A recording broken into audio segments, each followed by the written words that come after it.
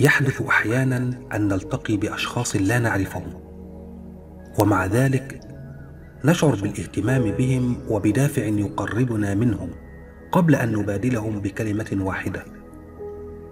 مفيش صدفة، كل حد بنقابله، كل لقاء عابر، كل شخص شايفه من بعيد، كل شخص قرب منك وكل شخص بعد عنك، كل شخص خطر على بالك، كل شخص روحه لمست روحك، كل شعور حسيته وملوش مبرر، كل اللي حواليك وصادفتهم.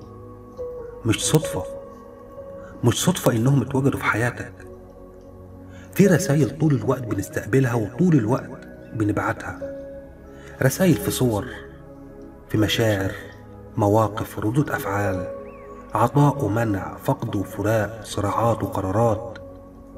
الرسائل دي هي اللي بتشكلنا وبتعرفنا حقائق كتير ما ينفعش نعرفها من غير كل حد صادفناه في حياتنا. وجوده حتى لو عابر بس ساب فيك بصمة، حتى لو مش حاسسها.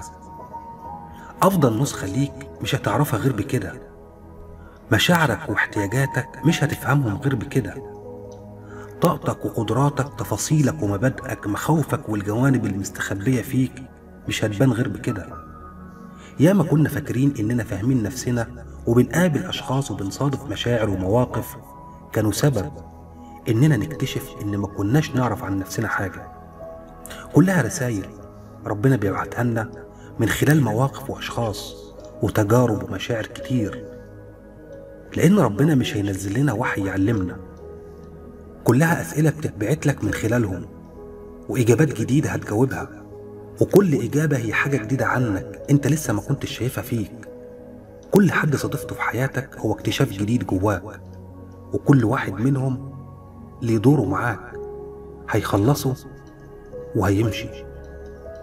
تذكر أنك لا تستطيع أن ترى نفسك حقا إلا في قلب شخص آخر وبوجود الله في داخلك. دمتم بخير.